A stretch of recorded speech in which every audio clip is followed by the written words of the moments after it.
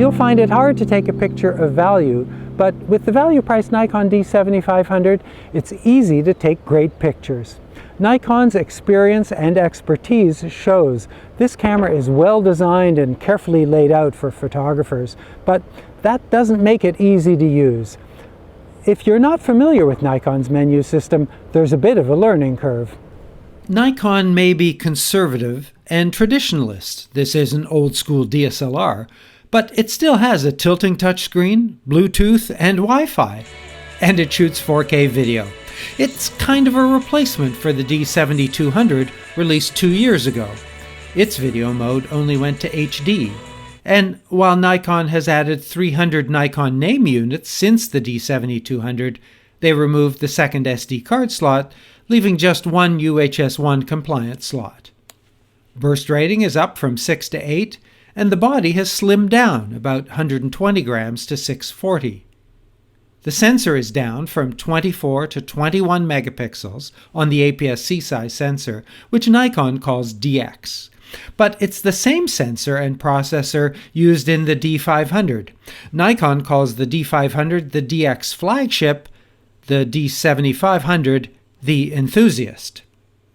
ISO is up from 25.6 thousand to 51.2 and now extends to high 5, the equivalent of 1.6 million. Nikon sent the kit with the 18 to 140, which ramps from 3.5 to 5.6 and does not have focus markings but does have optical stabilization, which Nikon calls VR.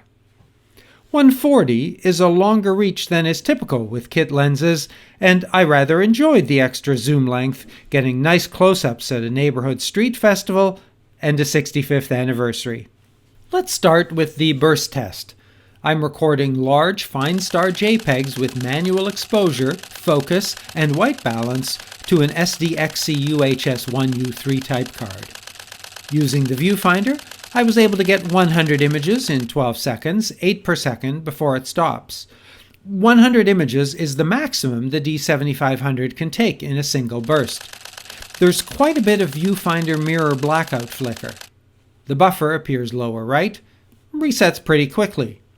I expected live view to be different, but it's the same, 100 images in 12 seconds. The display refresh slows, and the information panels go away while shooting. And let's have a look at those high ISOs.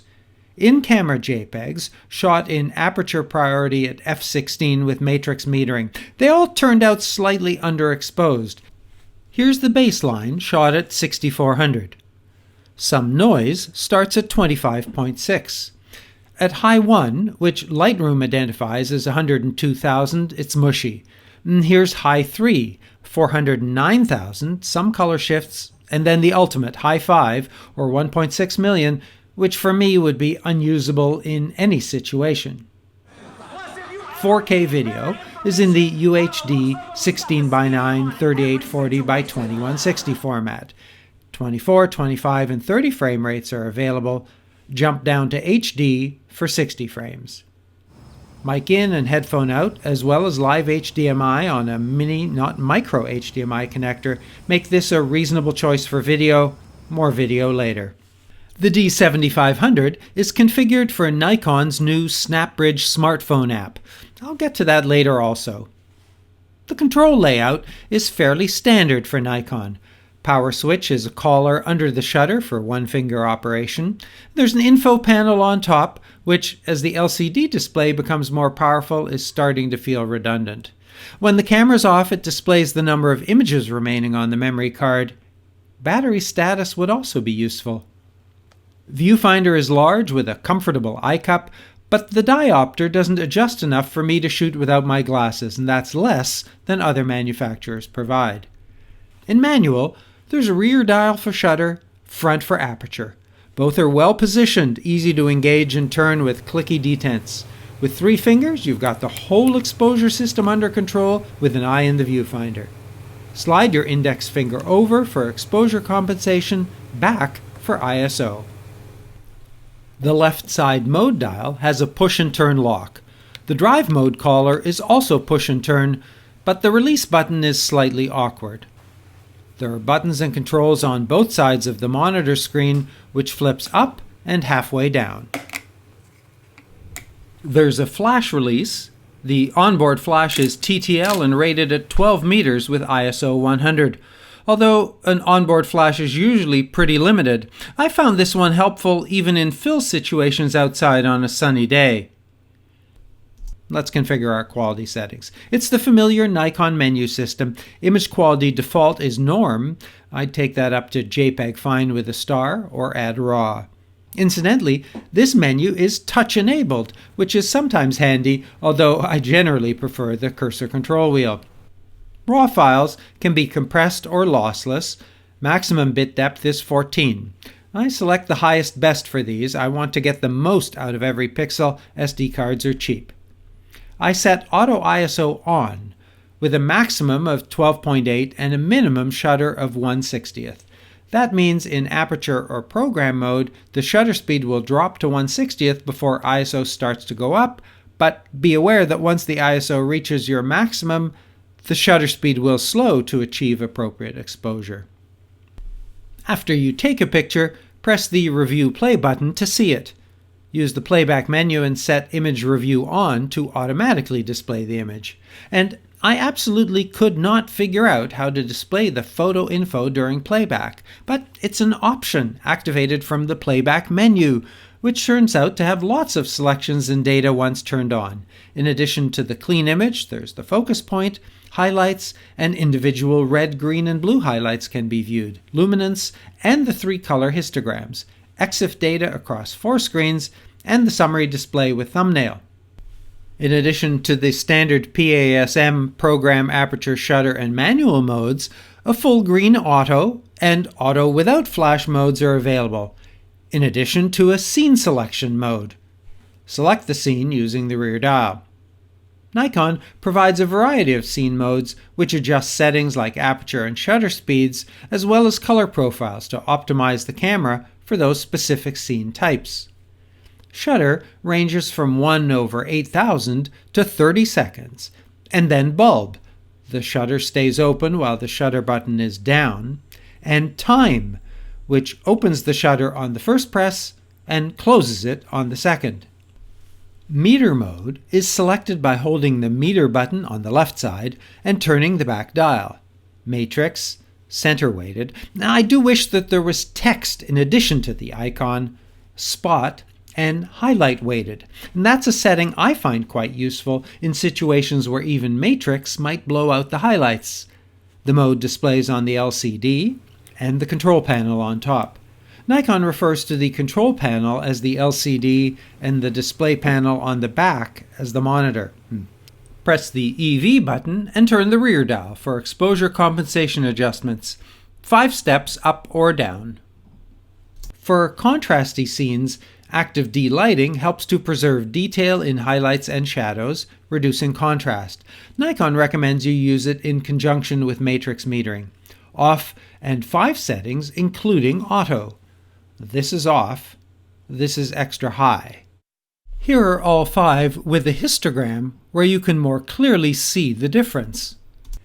There's a bracket option for this to take multiple shots at the various levels. And if that's not enough, try HDR, which combines multiple exposures to achieve a higher dynamic range. This is not compatible with RAW, so you'll have to turn it off before the setting is available. Then select Single Photo, which turns it off after the photo is taken or on, and select the strength. Reviewing my photos, my first observation is that the 18-140 lens is prone to vignetting, and that Lightroom fixes that better than the in-camera Nikon JPEG engine. And working with the Nikon RAW files is gratifying. The amount of over and underexposure that can be corrected is quite remarkable, and the amount of cropping I was able to do with these 21 megapixel images, particularly as the final output is this 4K video, gave me a lot of latitude. Use the drive mode dial to select the delay timer, useful to eliminate shutter shake or to include yourself in the shot. Custom C3 sets the delay from 2 to 20 seconds, number of shots from 1 to 9, and the interval between shots to 1/2 to 3 seconds, and that's more than you'll find elsewhere. Use the menu to select a bracket mode, available in P, AS, and M modes. Brackets can be captured for exposure and flash, only exposure or only flash, as well as white balance and active D. Press the bracket button beside the lens. The rear sets the number of shots 1 to 9, the front exposure dial the increment 0.3 to 3. Note that with 3 stops the maximum number of shots is 5. In white balance, the front dial sets the increment in 5 mirrored stops. 1 click takes the entire bracket. For ADL, set the number of shots, 5 takes the entire range. Although I'd recommend that you create multiple exposures in a photo editing program, just so much more control, the D7500 has an in-camera setting. The settings are in the main menu, and like HDR can be set for a single photo or turned on. 2 to 10 shots, more than the competition, and many more overlay options, as well as the ability to save the individual shots, if you do want to redo it in post. Of course, sometimes what it takes is practice in order to use a setting effectively. After reviewing these settings, I do notice an inconsistency. Why are the timer settings hidden in the custom settings, while others like multiple exposure are in the camera menu? And did you notice that sometimes the monitor's menu is white and sometimes gray? It changes on its own, I think, in response to the current light levels. If you find that distracting, the Setup menu's Information Display Setting Manual setting selects one or the other. Now, by default, the display remains on for what I think is a very short time, about 3 seconds. Custom option C4, Monitor Off Delay, Information Display, can extend this to a more reasonable length. The monitor is a touch screen. Touch can be used to navigate the menu. Touch options can be enabled for full operations or playback only, and in playback you can flick left and right, pinch to zoom, or touch the bottom of the screen for a scrub bar to quickly navigate your images. Switch to live view to use touch to focus, and then release to snap. Or touch the on-screen button for focus only, or to disable. The monitor information screen is not touch enabled, however in live view the I button overlays are. But the monitor information screen does have touch for the I button, displaying a bespoke menu page to customize a few shooting specific settings, including the button customizations. And this page is touch enabled. And that's an easy way to select a color profile and press right to make fine-tuning adjustments to your preference. There are a few more options here than are provided by other manufacturers. Nikon provides 2 neutral profiles, neutral and flat, and this is the DSC Chroma Dumont chart with auto. Now watch as the whitest chips come back from being blown and the left and right side of the histogram as the response curve flattens to capture a wider range in neutral and even more in flat. Now these will be useful if you're planning to do post-processing in Lightroom or color grading for video. Use the dedicated button to select a white balance by turning the back dial. Again, a text legend in addition to the icon would be useful. Setting the white balance is also cryptic in live view, but at least this screen is interactive. Use the menu to select a Kelvin temperature with finer gradation than most, and then make further fine-tuning adjustments as required. The menu also selects one of 2 auto settings. A2 maintains a warmer balance for low-light interiors. Nikon provides the most extensive set of fluorescent options. To capture a custom white balance, press the white balance button until pre starts to flash, then press the shutter to capture. The LCD panel will confirm good. Slightly easier in live view.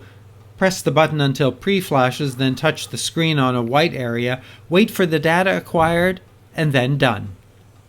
Now the D7500 is really two cameras in one.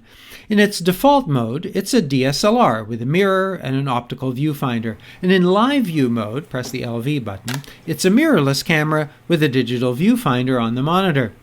The live view display has several modes. Press the info button to cycle through displays that display settings or not, or that provide framing guidelines or an on-screen level with two axes.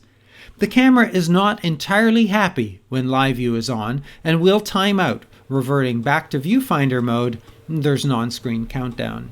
Incidentally, it won't time out when an external monitor is connected. As I've already hinted, there are several things that differ between the two modes, most dramatically the focus system. After selecting manual or auto on the focus switch below the lens, and if required the auto manual switch on the lens, press the button to select the focus mode. In the default DSLR mode, area, selected using the front dial and again with only icons to guide you, auto, single, and group. There are cryptic displays on the LCD and in the viewfinder, where you'll at least get an idea of the focus points you're selecting. Use the back dial to select continuous or auto modes. Auto switches between single and continuous automatically. Now, in continuous, you'll also find 9, 21, and 51 dynamic area points, as well as 3D, which will update the focus as objects enter and leave the screen. The D7500 has 51 phase detect points in viewfinder mode, which provide fewer points and less coverage than the competition. I also find the D7500 focus slower than average for 2017, but that may be partly due to the lens. By default, focus is interlocked with the shutter. A soft press activates focus, which is confirmed with a dot in the bottom left. In some situations, it's preferable to separate focus and shutter. Use custom setting A6 to remove focus from the shutter button, and then use F1 to set the AEL button to AF on. Now you can focus, and then snap without focusing for each shutter release. For manual focus, the dot also indicates when focus is achieved, with arrows indicating which way to turn. Although semi-useful, probably best to stick with auto when shooting with the viewfinder. In live view manual focus, press the magnify button for a focus assist. The live view focus engine uses contrast detection. Use the front dial to select area. Again, cryptic icons right side at the top, normal to select a point, use the control wheel to position, or wide, a slightly larger point. And here, the coverage is the entire screen. Live view also has face detect as an option, which works for stills, but for video not so much. And subject tracking. Position the point and press OK to start tracking, but I didn't find this particularly easy to use. Maybe I just need more practice. There is a focus selection lock, which disables focus point selection. Overall, in live view mode, particularly when recording video, I had a lot of focus issues. Often I could not find a combination of mode and area that would work. And when I did, focus adjustments are slow. Again, maybe the lens. So let's stay in live view and talk video. Flip the live view switch over to the movie camera. There's a dedicated video stop-start button. And video can be recorded from any mode dial position with just about any scene or effect setting, although some have interesting side effects like miniature speeded up mode. The 4K data rate is 120 megabits. Files are saved in MOV or MP4 and recorded in seamless 4 GB chunks, at 4K about 4.5 minutes each. Maximum length of a single recording is 30 minutes less 1 second, countdown in the top right. Now, I'm not sure what value is added, but the screen does warn you when it's switching from one file chunk to the next by flashing yellow, then red, and then displaying the new file name. In 4K, there is a substantial crop, 1.5 times over DX, as you see when you switch live view from still to video. In HD, available at frame rates up to 60 and data rates up to 42 megabits, video is recorded at the full sensor width. And there is a 1.3 crop available to extend the lens's reach. In HD, there are two quality settings. Normal quality records at 21 megabits. Clearly, I prefer high. Press the Info button to select the movie recording display. The single screen options include a histogram and dual axis level. The I button provides access to a menu of video options. Active delighting, which is available only in HD resolution, changes the response curve, and as I increase the setting, the dark chips become lighter. I'm surprised to find this in video mode. I'm not sure how it relates to an S-curve for gamma, but combined with the flat color profile, it provides additional control for contrasty settings. There is a zebra display. Nikon says it highlights the brightest areas, not as useful as a clear and adjustable numerical setting. The menu also turns on the multi-selector power aperture. And when on, the controller adjusts the aperture up and down. Although the adjustments are not quite subtle enough, this is better than using the front dial, which is clearly stepped and quite noisy. There are specific movie mode sensitivity settings. With Auto ISO off, the ISO can be manually adjusted while shooting. Again, the steps are fairly noticeable, but turn the Auto ISO on, and the adjustments, as I turn the lights off and on, are more subtle. Also with Auto ISO, EV adjustments can be made. They're also more subtle. So for the one candle test, I've captured a custom white balance, and then I'm using the flat picture profile. And I've turned face detection on so you can see it work. It's not great in the dark, but it is detecting my face as long as I don't put on my glasses. And now it's completely lost. We've got the ISO at 12,800, and Kim's going to slowly turn it up to 51,200. And I think that is the maximum ISO that you would ever want to use with this camera. And it does start to get kind of grainy and noisy at that point. The shutter button is live during movie recording, but video recording stops if you take a picture. With mic in and headphone out, I was able to get good quality sound when I interviewed Chris. And there are manual audio level adjustments, microphone sensitivity, and on-screen meters to monitor the recording. I found auto recordings were often recorded at too high a level. My taste anyway. There is one aspect of shooting video with a DSLR that's less than ideal. The viewfinder isn't available once you enter live view mode, so the monitor is the only option, which makes it less steady but also hard to see in bright sunlight. The essential accessory for video with any DSLR is an LCD viewfinder adapter.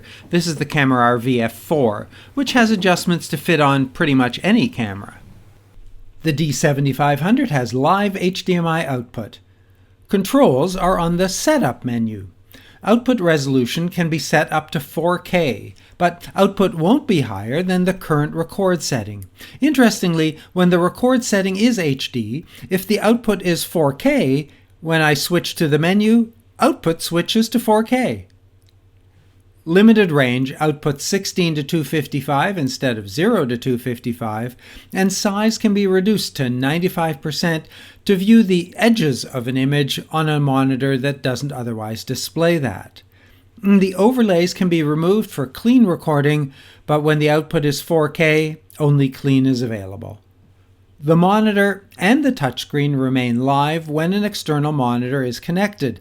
Turning dual monitor off disables that, but the menu still appears on the monitor. This can't be turned off when the on-screen display is off. Although touch can be used to focus while recording, rack focus adjustment isn't really usable as it rocks back and forth.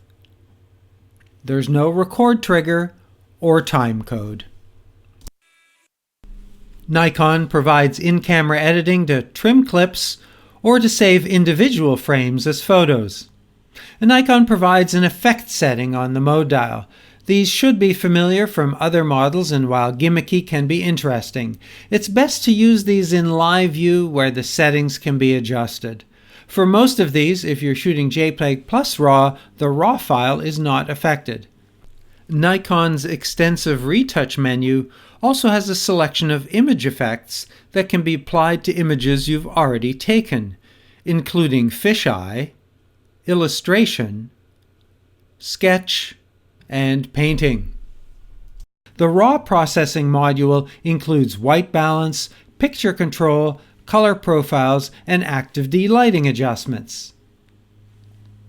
SnapBridge, Nikon's free wireless smart device app, uses Bluetooth to maintain a connection to your phone or tablet and transfers images as they are taken, making it easy to share your photos on social media.